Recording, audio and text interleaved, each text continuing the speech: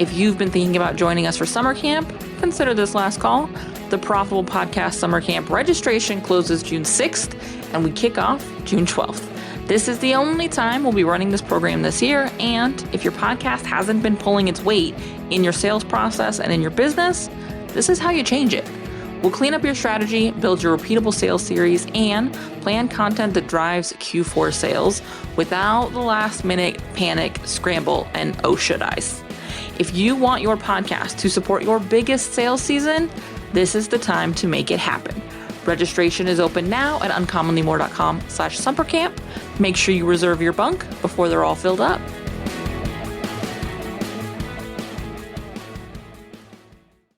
I'm going to say this the same way I would say it to my teenager. Sometimes it's my job to tell you things you don't super want to hear right now because you're not thinking about it yet and you don't want to think about it yet. And I get that, but you got to know anyways. And so this is one of those times you need to know this now. Welcome to the More Profitable Podcast with Stacey Harris. I'm Stacey, and this is the spot to learn more about the strategies, tactics, and tools you need to build your more profitable podcast. My team and I work every day with podcasters like you to shift shows from frustrating time sucks to productive members of your sales team, because your show should be built to generate and convert leads. So let's get into it. I am not going to hide this behind some sort of like cutesy buildup. The sales you're going to get in late Q3 and in Q4, those start now. Those don't start in Q3 and Q4. And I don't mean this to overwhelm. I don't mean this to say you need to be selling those offers now, but establishing your expertise, maintaining your visibility, planting the seeds for what's to come. Depending on what you're selling, it might even be that you need to be putting people in lower tier offers now so that you have an audience to upsell as it comes into late Q3 and Q4. And so those sales cannot wait for you to get back from your hiatus or sabbatical or whatever you want to call it in July and August. And then in September, you'll really start thinking about the end of the year. More than ever, maybe more than any other year you've been in business. And I say this as somebody who's been in business since 2011. Sales cycles are longer right now. It is taking people longer to assess and decide, especially about big investments in their business. And as somebody who works with a lot of coaches and a lot of consultants who tend to see an uptick in the end of the year, putting people in oftentimes longer packages. I'm looking at you if you're somebody who's trying to put people in 12-month masterminds in October, November, December. Those sales processes start now. Again, this does not mean you are converting clients right now. It does not mean that right now you need to get people committing to that mastermind that starts in January of next year. That's not at all what I'm saying. But the effort towards your sales, your strategy, your planning, it starts now. In fact, even with our production clients, we will sit down in June and plan Q3. For several of our clients, we'll actually go through the end of the year. We'll actually plan things through Q4 because those end of the year launches are not just a huge revenue marker, although 100% yes, but they're also heavy sales times. And so there are a lot of distractions, I'm going to call them, but really they're just other things to do. I'm calling them distractions because they're not the thing that you're doing for me. But there are a lot of demands on our time. There are a lot of things going on, especially again, if you're somebody who is selling people into a 12 or 6-month commitment for the course of next year. You're going to be on sales calls. You're going to be being on other people's podcasts. You're going to be showing up in a lot of places. You're also probably going to be in the midst of wrapping up this year's program. And so one of the things we do to sort of make that a little easier is we plan a little bit ahead. So they can use any free time or slower time in the summer to actually batch ahead, but also so that we're making sure that the content that goes up in early Q3 and throughout Q3 is setting up those Q4 sales. And one of the biggest reasons we're talking about this today is as we start talking about the Profitable Podcaster Summer Camp and using our work in there to supercharge your sort of sales power behind your podcast and really using it as a conversion tool as you go into Q4, it can be like, Stacey, why are we thinking about Q4 in summer camp? Like, I got to get Q3 done. I'm still in Q2. It's still May. I'm like, what are you talking about? I get it. But when we're looking at longer sales cycles, when we're talking about higher end investments, and really, honestly, when we're looking at making sure we're supporting our revenue goals throughout the end of the year, if you're making the bulk of your income in Q4, you probably need to start planting seeds for that offer. You probably need to be getting in front of those new audiences. You probably need to be warming those leads in Q3. And Q2 is the time to be doing that planning. It is the time to be getting clear on what's going on. One of the sort of unusual, unexpected benefits that production clients always talk to me about is that it really started getting them serious about understanding where they're selling what throughout the end of the year. It helped them shift out of, okay, I'm selling this now, so I'll talk about this now, and just sort of rolling through staying in the present. And I get it. We all want to stay in the present. It's important to stay in the present. However, if I want to be able to see sales in Q4, I need to be doing marketing now, because the thing I've got to remind you of, and you've heard this before, other people have said this, I didn't make this up, it's just truth, is that the sales you're getting right now didn't happen from the reel you posted last week. It didn't even happen because of the podcast episode you posted last week. It happened because the consistent sales and marketing work you have put in over the last 3 to 6 months. And by the way, this is a number that's been around for a long time. And so as we see sales cycles extending, you may even see that feel like 6 to 9 months. If you're looking at selling a higher end offering, and you know that your clients are high fact finders, are real data driven people, they want to know all the information, they want to have answers to all the questions, then you already know, just on, even with everything working in your favor, your ideal clients take a while to make a decision. And so that means we need to start educating them into that decision earlier. And if we want to be available to actually make those sales, to actually show up in those sales calls, to actually be of service in those containers, then we need to be understanding line of sight, and we need to be getting ahead so that we can show up as our best on those sales calls. I never want to be hopping on a sales call worried about trying to get content done. I want to be able to be present on that sales call and be of service to the person I'm talking to. I want to make sure that I can be engaged, that I can help them make their next best decision, whether that's working with me or not. And so it's critical that if I'm going into a high sales season, read launch period, I want to have as much done as I can. And that takes foresight. That takes planning. And that's what I really want us to dig into today. Because as you move into the back half of this year, if you have sales goals you haven't reached yet, and you're saying, all right, I'm going to make up the first half and the back half, we need to plan now. If you're somebody who makes a big portion of your revenue at the end of the year booking next year's business, and by extension, next year's revenue, this is the conversation we need to have now. And that's why it's the end of May and we're talking about late Q3, early Q4. If you're somebody who knows that your ideal clients are buying your best offerings in Q4, if you know a huge part of your sales cycle in Q4 is going to be Black Friday sales or holiday sales, you need to be planning those now. And I am not a big like, oh, let's do it the way the big guys do. But this is one of those spots where we've really got to be paying attention to how business is done by these bigger businesses. Do you think Nordstrom is figuring out what their Q4 sales are going to be in Q4? No. they're doing that Q4 planning and buying now. And I want you to be doing the same. Because this is how we start getting ahead. This is how we start building real assets. This is how we have strategically tied our content to an outcome, is we know what's happening and we prepare for it. And in that same vein, like Nordstrom is preparing to sell to your clients right now. Do you want to wait and try to fill in the gaps they've left?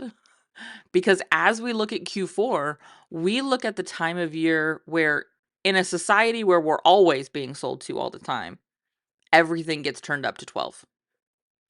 Everything is like, do you remember in Fast and the Furious when like they'd hit the nitrous and they'd shoot ahead? That is what is happening to sales messaging in Q4, right? The nitrous has been hit. We are rockets, baby. And so I don't want you to be trying to fill the gap. I don't want you to be trying to yell over that noise. I want you to already be a regular in the eyes and ears of your best fit clients so that you cut through the noise that's happening because they're already prioritizing your messages. They're already looking out for what it is you're talking about because they've been with you. They have been waiting for that sales message. They've been waiting for you to say, hey, now it's time. And or they've already been in smaller, more incremental programs that you can upsell them into. Whatever that looks like for you in your business model. I want you to cut through that noise, not come late to the game and try to yell over it. Strategy now lets us preempt objections.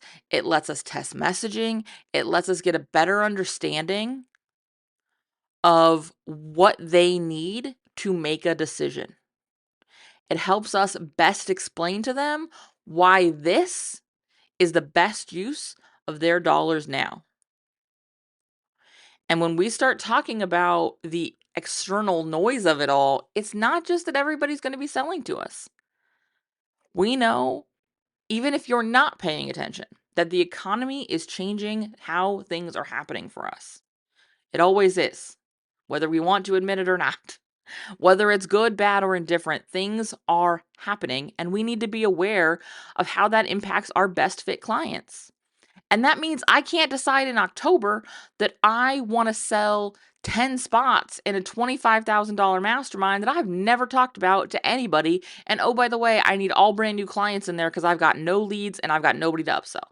Because I spent the summer not selling anything to anyone. That's not possible, frankly. It's certainly not sustainable.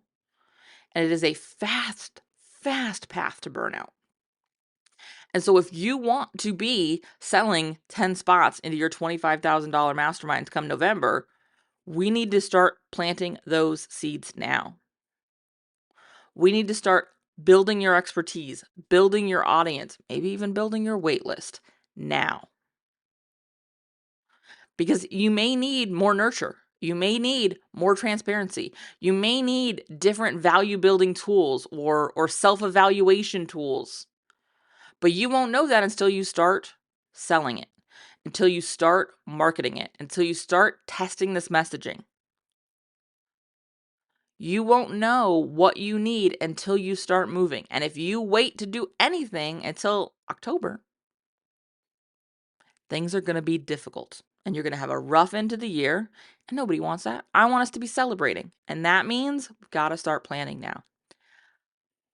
This building, this early action is what allows us to move through the back half of the year confidently.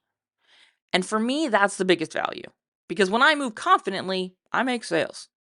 Because it's easier for me to stand in my value. It's easier for me to stand in my expertise. And that's what I want for you. And that's why, it's one of the reasons summer camp exists, is because this is where we're mapping out that plan together. Whether you do summer camp or not, though, here's what I want you to start looking at so that you can start fleshing out this plan now. We always come back to these three same questions. What are we selling? Who are we selling it to? How are we selling it to them? From there, we're reverse engineering the things they need to know. This is the work of summer camp. We're going to start by auditing your show. We're going to, get clear on who it's for and who's listening and who we want listening. We're going to do all of that to start, just so we can make sure we've got a clean house. Then we're going to build your repeatable series. If you're somebody who launches something annually, a repeatable series is going to become your new best friend, because it's going to allow you to build something that you can run every launch and buy yourself some capacity and buy yourself some space, so that you can be showing up in the other ways we need to show up during a launch window. If you go back a couple of episodes, you'll see me talk all about repeatable series. I've got a client and good friend of mine, Nicole Achi, on. She talks about how she used her repeatable series in her launch this year. Make sure you check that out. It's a really, really good episode. I'll also make sure it's linked in the show notes of this episode. But that repeatable series is the first sort of block that we're going to build as a repeatable asset that we can be plugging in every year. And then we're going to wrap up our time together building that Q3, Q4 plan, so that you know what you need to be saying as you move through the end of the year. That's not technically true. We're technically going to wrap up with like some system stuff, but that's not as fun to talk about. So well, our last workshop is systems focused and like process focused, but our planning work, that third workshop we have in summer camp, is doing that Q3, Q4 planning, so that when we wrap camp, all you have to do is go sit down and record. All you've got to do is actually generate the shows and release them, because all of the planning will be done. And here's what's great. This is a repeatable process. And so you'll know how to do this each and every quarter, so that you can maintain that ahead status, so that you can start building these things and thinking about these things as ahead as makes you feel comfortable. Because if you're anything like me, last minute always sounds like a really good idea. You're convinced, and I say this from just a knowing because I've been there, I'm best on my feet. I'm best just running on vibes. I know what my audience needs to hear. I've got my ear to the ground. I'm listening to them, and I want to speak to what they need now. And so I've got to stay fresh. I've got to stay relevant. I've got to be talking about things now. It is a wholly unsustainable way to run your show and to run your business. And what it creates is us speaking to the noisiest person in the room, which is more and more clear to me every day, generally not our best clients, and oftentimes not really a client at all. We've all got that handful of people in our DMs who have never bought anything, but are real comfortable asking us for feedback and support. This strategic asset, this approach to your podcast, allows you to build the thing that speaks to the person actually buying, which, and I'm hearing this from pretty much all of my clients and all of my friends and all of the people I talk to in the business space right now.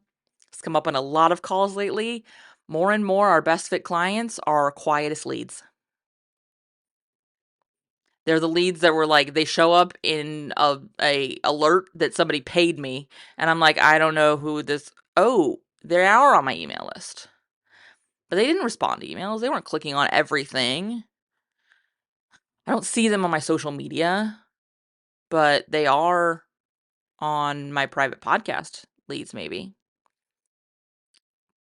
But they're not the noisy ones in my DMs. They're not the ones asking a ton of questions. They're the ones listening. They're the ones observing. They're the ones working through the episode content and self-identifying and saying, oh, yep, this is me and now's the time. And those are the best clients I'm finding, because they come in ready to take action, because we've trained them to do that. They know what's going to be expected of them once they buy, because we told them in the podcast. And that's what I want for you. But that does not come from running a show on vibes. It comes from building and working your plan consistently. And that starts with a profitable podcast summer camp. And so I want to see you join me this summer for camp, so that we can spend the next 2 months getting your show ready to deliver what you need it to deliver in Q3 and Q4, so that you end this year as powerfully as you want to. because you planned for it, because you built an asset that can deliver it. All right. Head to uncommonlymore.com/summercamp to reserve your bunk now. And if you have any questions, because we're kind of reaching the point where you need to join us, the cart closes, we're closing registration, everything's shutting down, and we're getting ready to kick off camp June 6th. Our first call for camp is June 12th.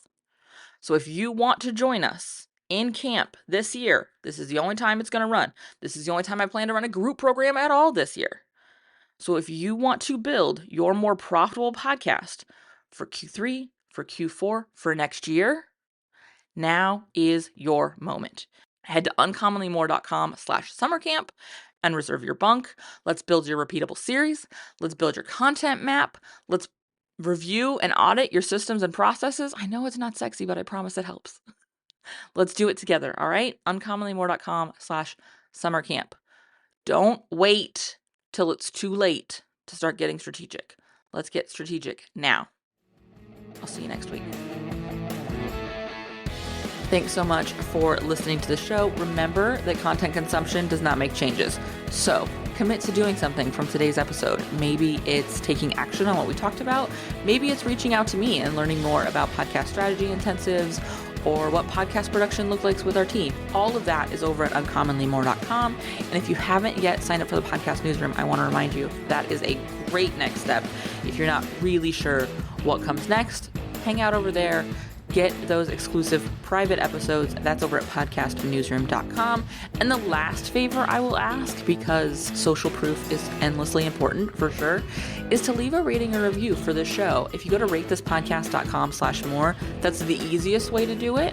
But I would love to hear what you thought of the show, what you think of the show, and if the show has been helpful for you. I can't wait to chat with you. So this is just the start of the conversation. Reach out so we can keep it going. Talk soon.